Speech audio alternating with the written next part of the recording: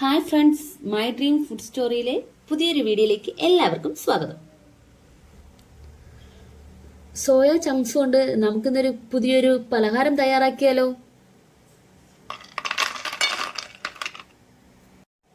എങ്കിൽ നമുക്ക് വീഡിയോയിലേക്ക് പോകാം. സോയ ചങ്ക്സിനെ നമുക്കൊന്ന് വേവിച്ചെടുക്കാം.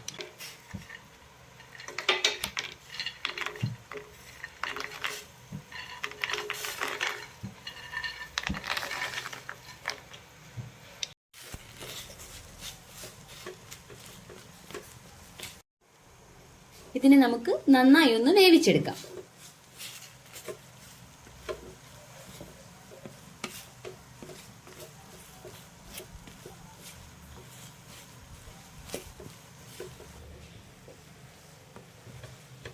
ഇവിടെ നല്ല വൃത്തിയായി വെന്ത് വന്നിട്ടുണ്ട്. നമുക്കിനി സ്റ്റൗ ഓഫ് ചെയ്യാം. നമുക്കിതിന്റെ വെള്ളം ഒന്ന് വാർത്തെടുക്കാം.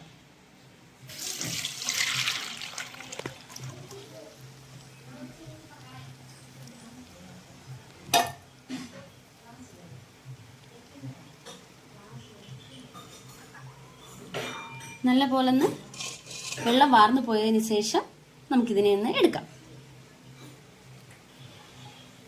നമുക്കിനി ഇതിനാവശ്യമായ കൂട്ട് തയ്യാറാക്കിയെടുക്കാം. എരിവിന് ആവശ്യത്തിനുള്ള മുളക് പൊടി, അല്പം മഞ്ഞൾപ്പൊടി, കുറച്ച് മസാല, ആവശ്യത്തിനുള്ള ഉപ്പ്. ഇതിലേക്ക് നമുക്ക് 2 സ്പൂണ് അരിപ്പൊടി ചേർത്ത് കൊടുക്കാം.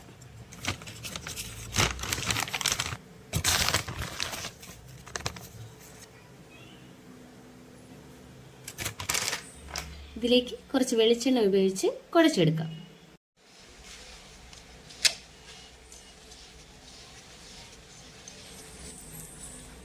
നമ്മളെ കൂട്ടിവിടെ തയ്യാറായിട്ടുണ്ട്.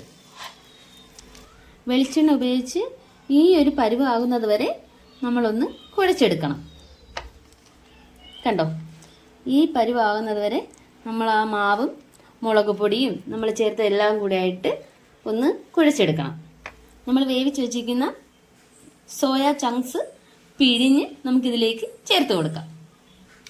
നമ്മളിവിടെ വേവിച്ച് കഴുകി വെച്ചിരിക്കുന്ന സോയ ചങ്ക്സ് നല്ലപോലെ വെള്ളം വാർന്നു പോകത്തക്ക നല്ലപോലെ പിഴിഞ്ഞ് നമുക്ക് ഈ കൂട്ടിലേക്ക് ഇട്ട് കൊടുക്കാം.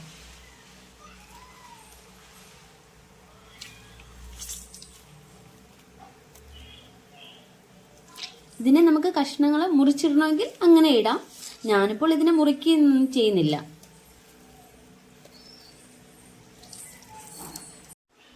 നമ്മളപ്പോൾ സോയ ചങ്ക്സിനെ നമ്മൾ നല്ലപോലെ പിഴിഞ്ഞ് നമ്മൾ തയ്യാറാക്കി വെച്ച കൂട്ടിലേക്ക് ഇട്ടിട്ടുണ്ട്.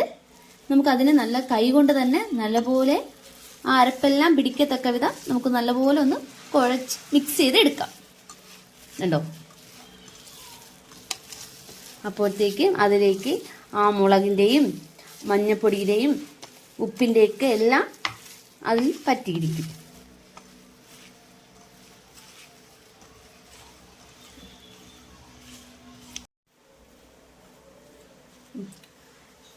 നമ്മളിപ്പോൾ മസാലയെല്ലാം നല്ല വൃത്തിയായി പുരട്ടി അതിൽ വെച്ചിട്ടുണ്ട്. നമുക്കിതിനെ ഒന്ന് ഒരു 10 മിനിറ്റ് നമുക്കിതിനെ ഒന്ന് റെസ്റ്റ് ചെയ്യാൻ വെക്കാം.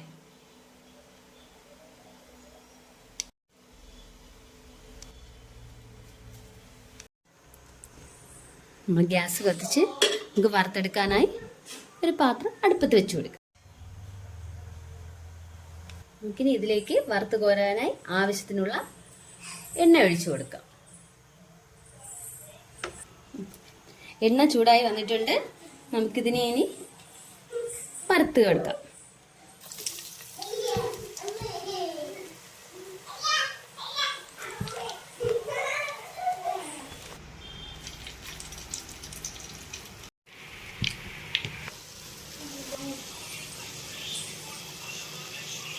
നമുക്കിതിനെ നന്നായി ഒന്ന് ഫ്രൈ ചെയ്തെടുക്കാം. കണ്ടോ, ഇതുപോലെ നന്നായി അത് ഫ്രൈ ആയി വന്നാലേ അതിൻ്റെ ആ മണമൊക്കെ നല്ല മസാലയുടെയും മുളകിൻ്റെയും ഒക്കെ മണം അടിപൊളിയായിട്ട് വരുന്നുണ്ട്. എൻ്റെ കുട്ടികൾക്കൊക്കെ ഇത് വളരെ ഇഷ്ടപ്പെട്ട പലഹാരമാണ്. അതുകൊണ്ടാണ് ഞാനിതിനെ ഒന്ന് വീഡിയോ ആയിട്ട് ചെയ്യാമെന്ന് വിചാരിച്ചത്. എല്ലാ കുഞ്ഞുങ്ങൾക്കും ഇഷ്ടപ്പെടുന്ന ഒരു പലഹാരം തന്നെയാണ്. ഇതുപോലെ നല്ല പൊരുപുരാ വന്നിട്ടുള്ള കണ്ടോ.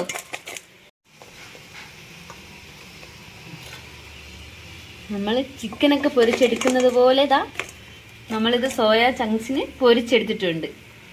കാണാൻ തന്നെ എന്ത് ഭംഗിയാണെന്ന് നോക്കിയേ. അതുപോലെ നമ്മൾ ചിക്കൻ വറുത്തെടുക്കുന്നത് എങ്ങനെയാണോ അതേപോലത്തെ മണവും വരുന്നുണ്ട്. ഇതാ നമ്മുടെ സോയ ചങ്ക്സ്.